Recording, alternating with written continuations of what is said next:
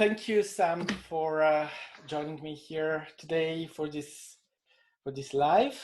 Thank you. Let me just check that. Yeah, it's recording. Yes, great. I'm very happy to have you here with us today and to be able to do this live with you. So let me see. I have my camera here. And yes. So actually, to start this, well, this will be on YouTube, and I put it on Instagram as well afterwards. So everyone that is joining in and will join later and whatever, you'll be able to see this afterwards. Mm-hmm. Now we are here today because Sam has this new album coming out very soon, and well, it's very exciting, and I'm very happy to do this because I actually remember 5 years ago you sent me you contacted me and you sent me some of the songs. And I told you, well, I'd like to do something special when your album comes out, and to be able to come to England or whatever. Well, there is a virus, and we have to do what we can, being confined. But in these 5 years, what is good is that technology has changed so that we are able to do this kind of things remotely, and we don't need to be in the same place, and it works very well. So I'd say what we can start with is to allow you to introduce yourself and to tell us who you are, what you're doing, where you come from. Yeah, well, my name's Sam Dickinson. I am a singer-songwriter from Newcastle in the northeast of England. I released my first album in 2013, and that was called The Stories That Occurred. And that done quite well as well. I was quite pleased with that, how it done. It was an independent release. I toured the UK, all independent as well, all independently financed and everything like that. And I have a new album coming out this year, and it's very different from the first album. The first album was very soul, Motown, and kind of that sound. This album's very pop. It's got a lot of dance influences in it as well. It's very 90s as well in its sound. So in a nutshell, that's me. I'm a singer, I'm a songwriter. I also present on radio as well. And can you let me see,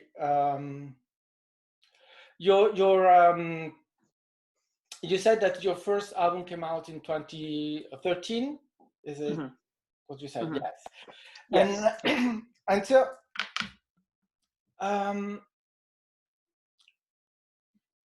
what is the main difference between these two albums? Beside what you just said, it's still a very personal work. I can get. Yeah.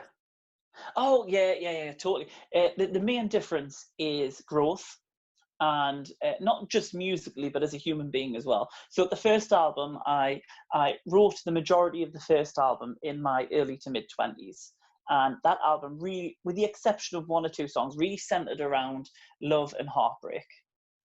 And this album, there's a lot more in this album for a variety of reasons as well. I do, I've got that sort of heartbreak song in there. Yeah, I'm writing about empowerment. I'm writing about equality. I'm writing about losing someone that you love, and I don't just mean in a boyfriend girlfriend situation or anything like that, but I mean someone that in your family that you really really loved and cared for. So I've written about that. I wrote a song called "Change the World," which I wrote that for my sister and her husband for their wedding day, and I said she's called Siobhan, and I said, Siobhan, I've got this song for you. It's called "Change the World." I'm really proud of it. And it's for you, for your wedding. And did she choose that song? No, she did not. She chose Barry White, so no one's heard the song Well, yet. okay, Barry White. Well, it's forgiven. I haven't forgiven her, no. Not at all. Never.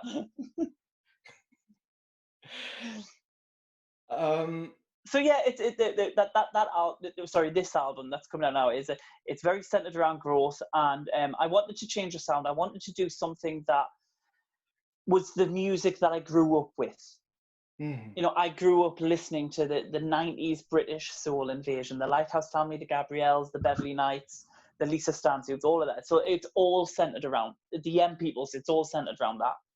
Oh, that sounds great for people like me and in my age, as we really very miss a lot that kind of music. Totally. But you know, people are listening to that again. That's the thing. Like, Yeah, it's just feel good music. absolutely. Well, you must hear this a lot, and actually, because it's impossible not to notice your voice, and that's what from the first time I heard you in your first album, that's what stand out to me. It's your voice, your singing voice. And your quality as an artist, obviously, but your voice is the, for me, the number one thing that I just heard you the first the first word just, and I was done. Thank you. And it's still, and I see that, well, it's now with this new album, there is a growth. It's 7 years later, you have had a lot of personal experiences, so that you bring it, and I have to remember that the camera is that way. So you have a lot of changing coming in your life, and everything. Huge. Huge. But I wanted also to see, and this is a question for someone like me, that I have absolutely no voice. I think you run away.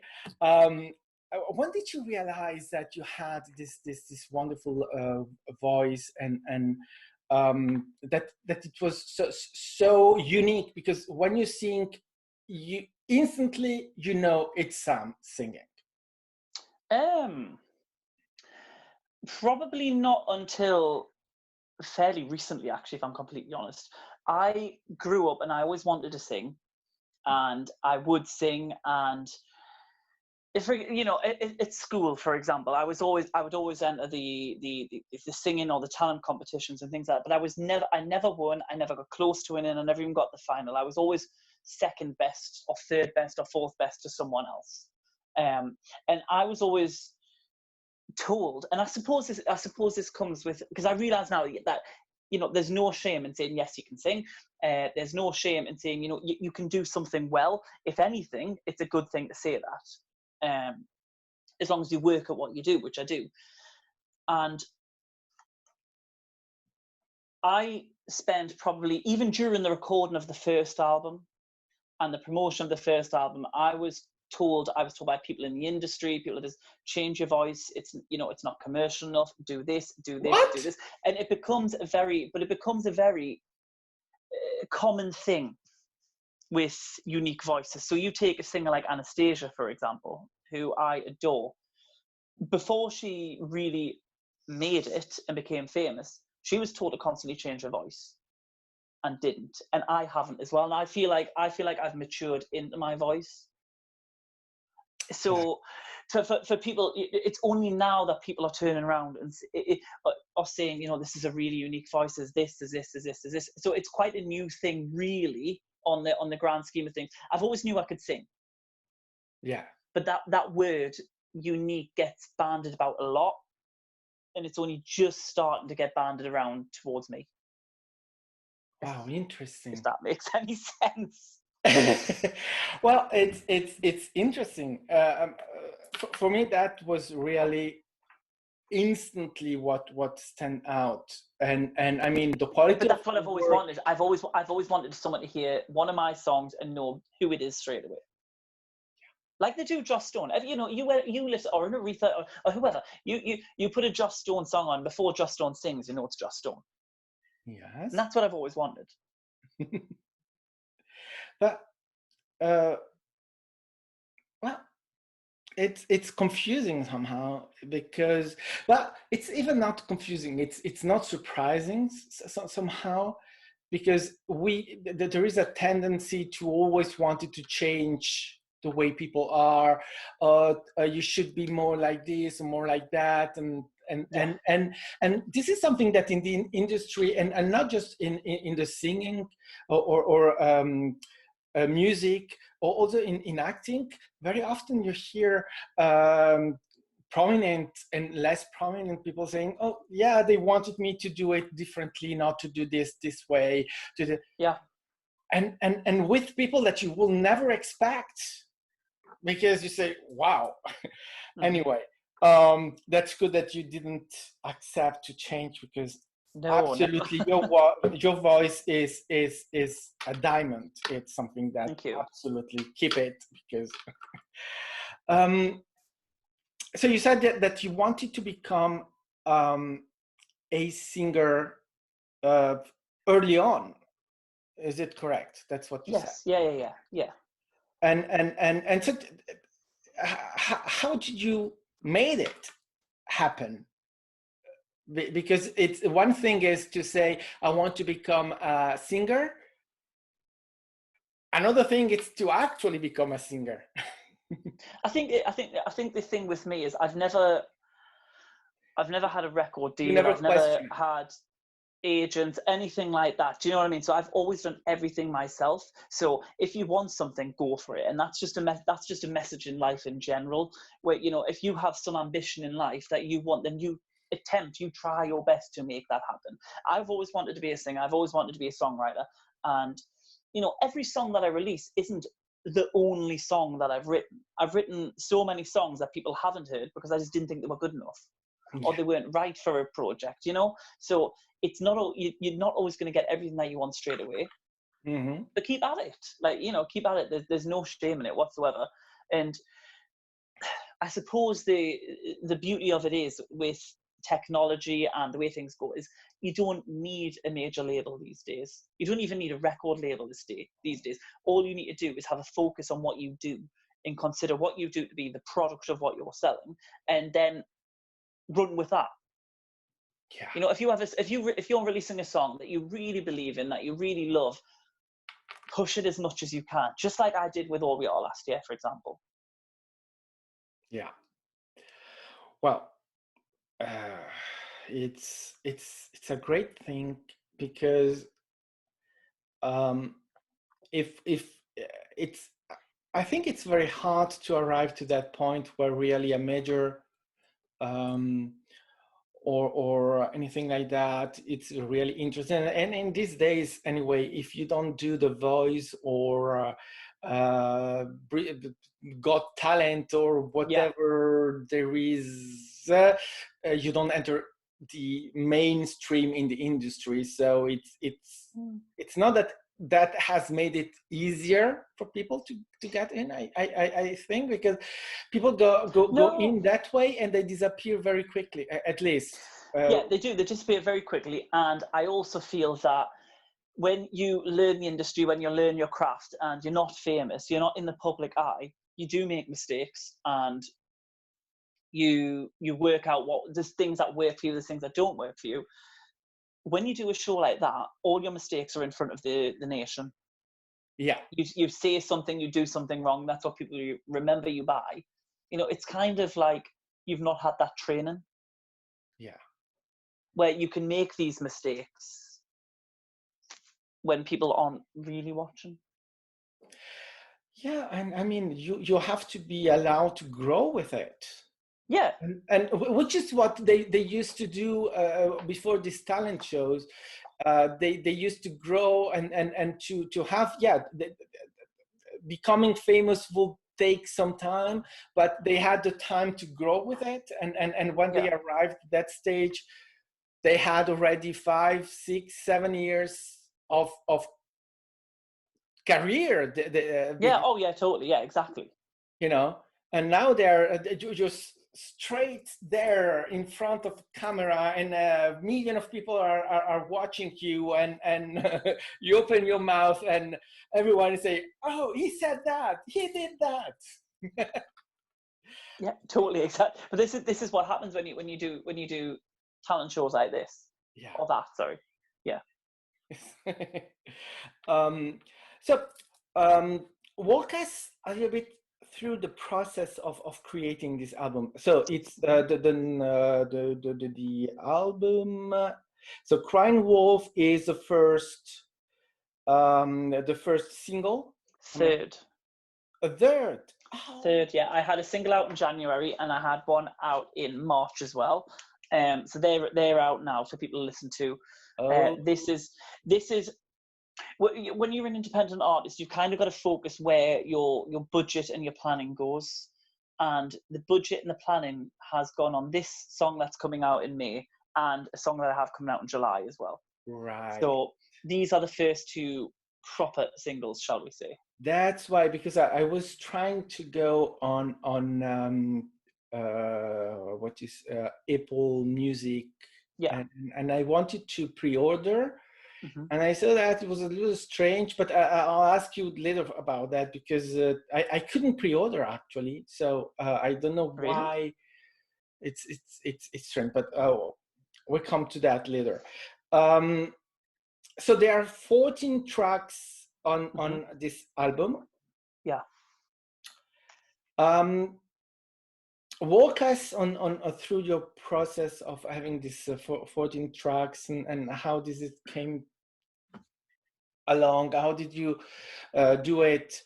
Because it has been a long process of creation to get to this album. Yeah, well, I mean, the album is actually being finished for about I would say probably a year and a half, 2 years now. Right. It's being finished for about that long. But see, so what happened was I finished the first album and I started writing for this album. And I wrote a song called Foolish You, and then I took time out with anxiety and depression and stopped writing. And then after that, when I did start writing, probably about a year and a half after that, I started writing with a songwriter called Damien Bourne, and we probably wrote about 4, 5, 6 tracks together. And they sort of they created the bones of the album. And I really wanted to have some killer singles on the album. I'm really so proud of this album, but I wanted to have some really killer singles on this album. And I worked with a songwriter called Hattie Murdoch, and we wrote 5 songs on this album together, and they're all being released as singles at some point. And I guess it came from working with a songwriter who knew you as an artist and got you as an artist straight away. And she did that. You know, she saw she'd heard the first album, and I said, that's not essentially what I want to do with this album. This is what I want to do. This is the artist I want to be. And we worked on that. We ran with that. You know, we wrote Cry Wolf first. We wrote a song called No One in the Room, which is about the death of my grandparents. And we, you know, and that's an acoustic ballad. We've written dance tracks like Never Knew and Off Script together, which again, they're coming out as singles. So I'd written this album, and I thought, you know what, this album is so good, and I really like this album. I'm very objective when it comes to my music. Yes, no, that works, that doesn't work, we need to redo this, we need to redo that. So the album was finished, and I thought, I can't, after so many years of not doing anything, I can't just throw this out for people to hear.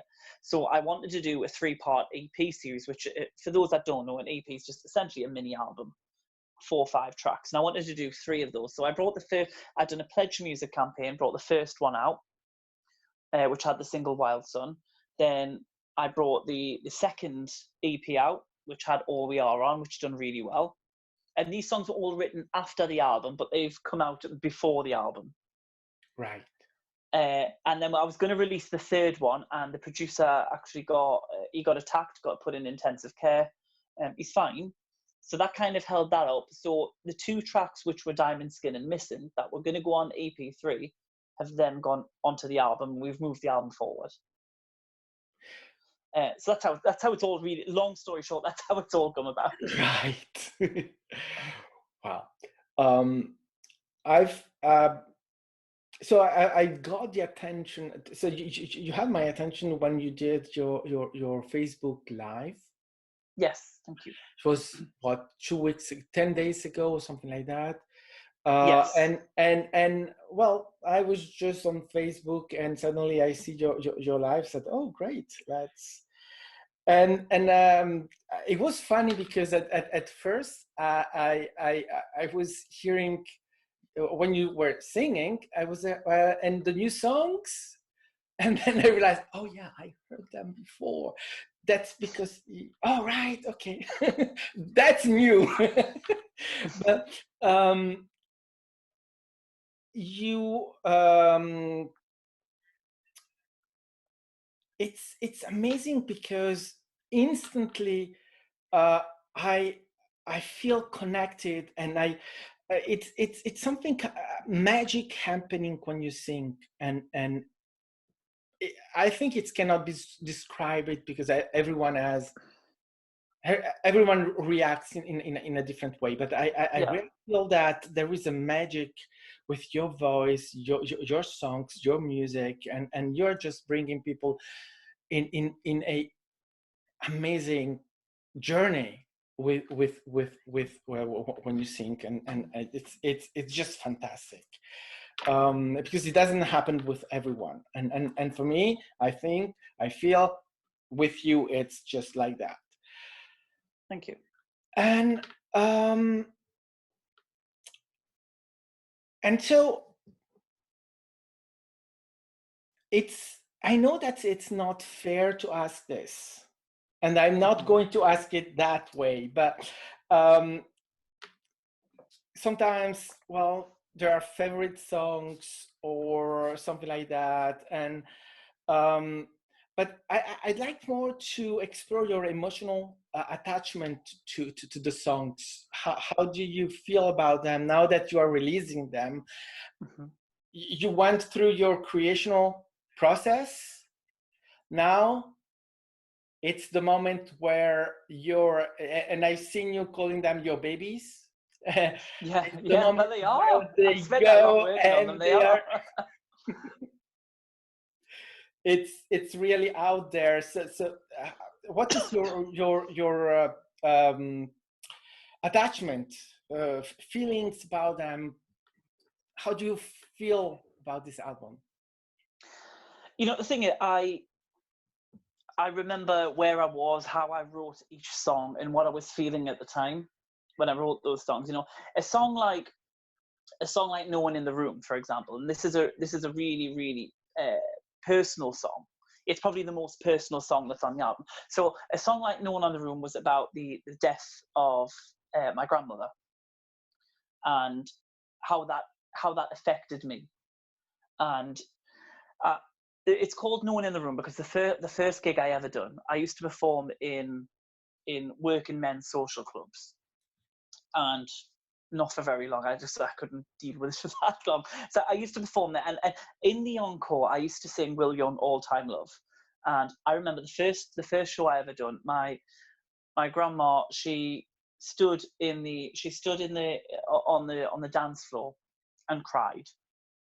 And that's where it comes from, because it was like there was no one else in the room, and that's where we got that song. So that's a really personal song. A song like "Cry Wolf," for example, I wrote that about someone that I used to work with, who he would go out and he would hire really expensive cars to go and pick up women, and pretend he had this really, really high-end, well-paid job.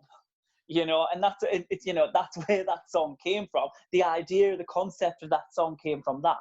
A song like "Off Script," that's all about, we're in this world now, we're in 2020, you know, it's not a case of getting married, having children, you know, and having that just normal 9-to-5 life. Have the life you want to have, be happy. Yeah.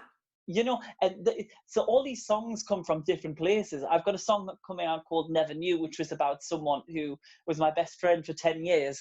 And every time I got into a relationship with someone, he would turn around and say to them, I'll get Sam to finish you. I'll get Sam to dump you.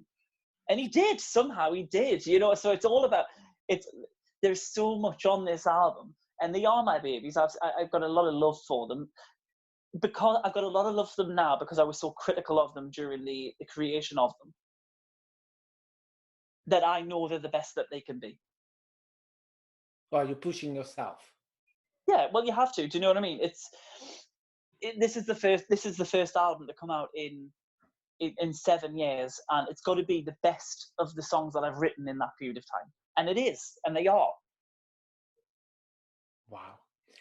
Well, you know, I've been working with some guides, some people, and what they the main message that they have is that when you are living based on your passions, and with passions they mean when you are in your life and you do what you most like, what you most love, nothing can go wrong. It's really doesn't matter, rich, poor, whatever, that doesn't matter. But as long as you are acting in that passion, everything is all right. It's you are happier. You are in a better place, and well, you feel your heart much better, and you are much more open to your environment, to other people, to yourself first, and to other people too. And I love this because I see this in you, because I see you what you are acting on that. This album is the expression of your passion. Yeah, it has to be. I think what the key thing as a songwriter is that when you write a song, it's got to be something that is from the heart and that you believe in. Because the whole reason I always got into songwriting was I was originally singing other people's songs that meant nothing to me. And how do you show, like, if something doesn't mean anything to you, how do you show it? Like, you can't put that into a vocal. You can't get people to believe what you're saying if you don't believe it yourself. And that's the powerful thing about music, you know. When Adele really exploded with Someone Like You, and she performed it at the Brit Awards in the UK, every last person in this country believed every single word she sang. She had went to it. Everyone sat there and went, you know what? That's been me. I remember when I felt like that, and that's the power of music, and that's what's important, you know. It can be a song like an Anastasia, I'm Out of Love, or like a Cry Wolf, where, you know, you're absolutely hating on someone at that period of time. But we've all been there, we've all done it. It doesn't make us bad people, you know. So it's the power of music, you know. Diamond Skin, which came out in January, that's all about self-empowerment, believing in yourself. Times are hard, people will lean on you, but believe in what you do, and everyone else will follow you. And that's it, and that's the message. It sometimes doesn't always carry through. You know, people connect to different things, but, you know, the song of mine, which has been the most successful, which has had the most airplay, had the most streams, that in All We Are, that was a message of empowerment and equality, and saying, look, we're all just blood and skin. We're not anything else when it comes down to it. We're all human beings. So, you know, I think people do like that message as well. Yeah. Now, Cry Wolf is out on May 15th. So it's when are we? So in less than a month. Yes. And the album is out in July. Is it correct? October. The album is out in October. So the album is. Why did I remember July? Oh, anyway. I have a single out in July as well. The next single after that is out in July. All right, I'm confusing them. I've got a new single out every 6 to 8 weeks. Right, and October what? 5th? October the 9th. 9th. Oh, yes, perfect. And in between, well, now the situation is a little bit what it is at the moment. Yes. Yes. So that everyone has to wait. I guess that you had already planned a lot of things and now Yes. everything is in I'm not holding. doing any of them now. Yes. Fantastic. So I think everyone will have to check your website or wait for the situation to change to get better so that we can see Yeah. where I we mean, can go and yeah. see So you live. I'm not gonna. I was gonna tour this year. I'm not touring this year. That will now go into next year. I was going to open for Louise Redknapp, for Alexandra Burke, and for Gabrielle this year. That's now not happening. I am opening for Gabrielle next year.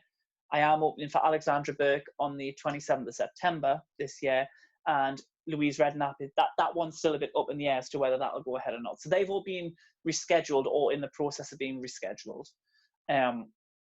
The whole, we were going to do a massive 90s themed show this year. We were going to do a Christmas show this year.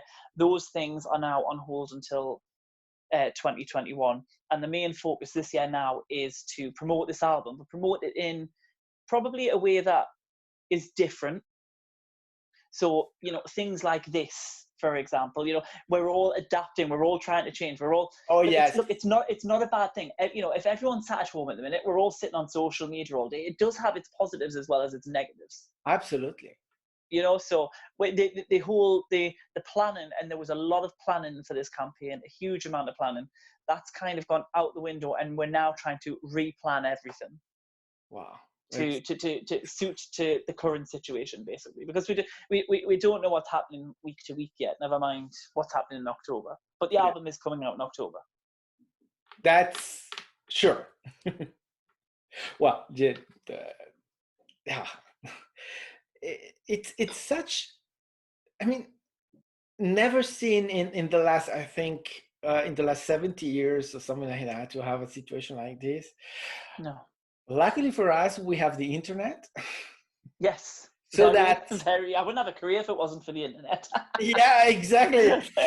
And I mean, things like your live the other day, and to do that as a promotional thing, and I mean, no one would have done that in the 80s, in the 90s, early 2000s.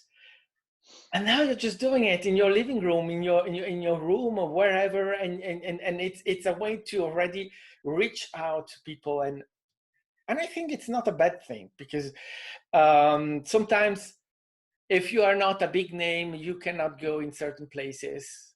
Yeah. In the internet, Facebook, Instagram, whatever, everyone can go. Yeah, and pardon, Sometimes. I think the industry's massively changed because of that, because you don't, like I said earlier, you don't need a record deal to release music. You know, it's still, major labels still spend between £750,000 and £1 million releasing a single and promoting PR videos, everything like that. And there's so many people now that aren't. But the bonus side as well is people that were major label artists that you love, who would in decades gone past have just disappeared. They're releasing albums themselves as well.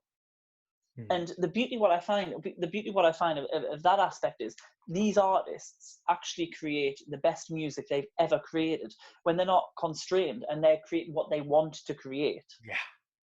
You know, and I suppose in that way, I'm lucky because I've created an album that I wanted to create and I wanted to make, and I'm so proud of.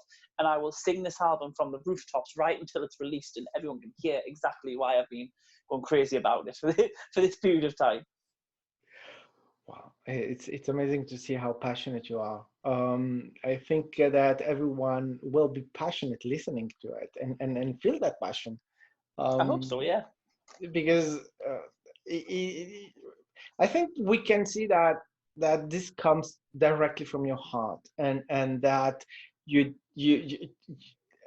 that's part of also of waiting sometimes to release that, is that you really put yourself into it, and you didn't do it quickly just to have an album, No.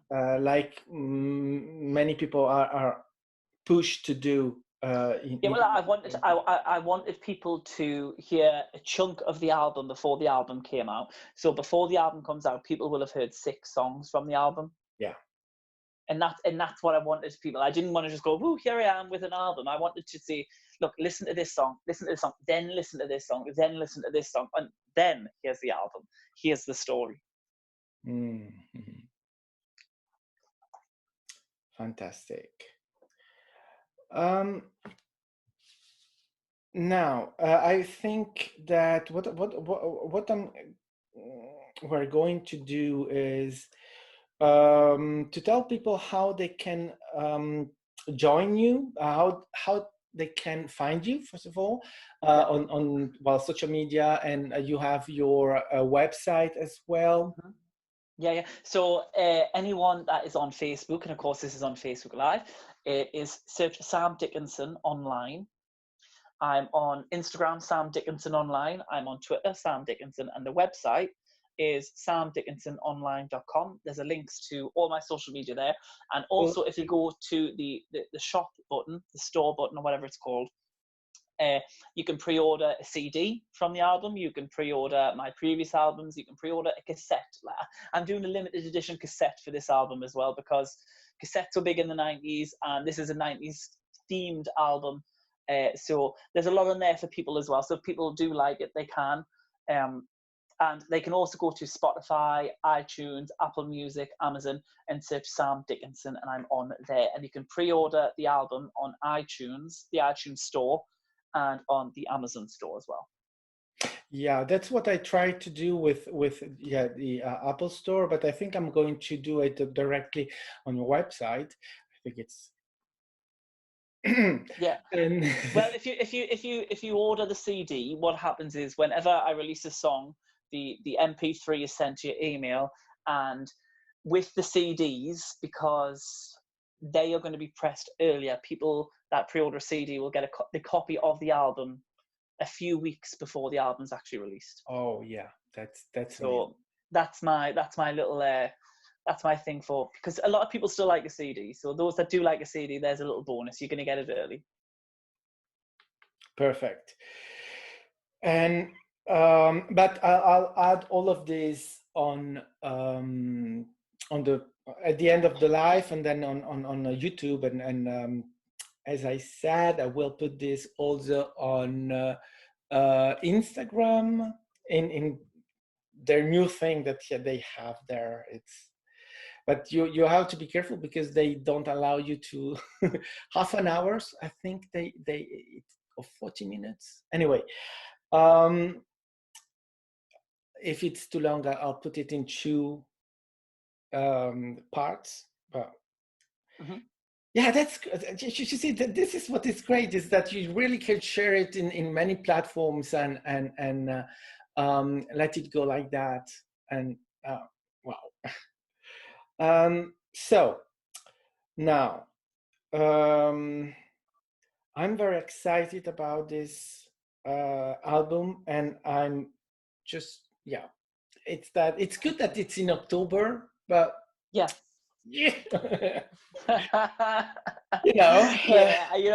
I want people to hear it now, but it's for the best that we hold this off a bit. You are really making it people really waiting for it and wanting for it. Yeah. 6 months, for 6 months to wait. But it's worth it. Absolutely. I know this album's worth it. Absolutely. And in the meantime, everyone can go and have every LP and every singles that are coming out. You said every 6-8 weeks? 6 to 8 weeks. So the first single was Diamond Skin. That came out in January. Yes. I released a song called Missing, which is a cover of Everything But the Girl from the 90s. That's out now. And Cry Wolf comes in May. Off 15th? Script comes in the 15th. Off Script comes the 13th of July. Nothing's True comes the beginning of September, and there's a song called Never Knew, which is a week before the album as well. And these are all killer tracks. So we'll all be very careful and follow and come back Yeah, for a new yeah, single. yeah. Follow me on social media, because I don't just post about music. Like, I post my dogs and everything. Do you know what I mean? So Yes. So we'll be very it's not careful just so that it's not just music. we can keep having some new music from you as we wait for the album. Yeah, but And we've got 4 weeks for Cry Wolf. yes, and for those that, and really, I also invite everyone to uh, not to forget that you have a previous album, and really, Yeah, I really because I really love it, and I'm not forcing thank it, you.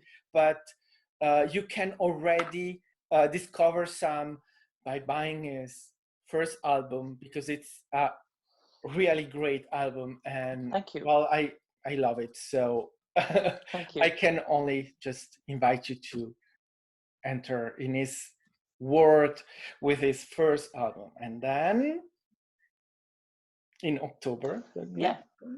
Boom, new album. yes. Wow, this is great. This is amazing. um Thank you very much Thank for you. joining in and sharing your, yeah, sharing this moment with all of us, whether it's now and everyone that will join in later, whenever. Thank you very much. Thank you very much for asking me to do this as well. Thank you. And well, I hope to not just to do this again, but I'll really hope to see you live soon, Yes. maybe Yes. this year or next year. And we'll see on, I think, on your website every information about your lives, because one thing is to have the album, and another thing is to have the artist live and to share that moment with you on Yeah. stage, because he's Totally. not just good on his album, it's really great live as well. Thank you. Thank you very much. Thank you very much. Thank you, and take care. You too. Bye Stay bye. safe. Bye bye. Okay. So, how does it work now?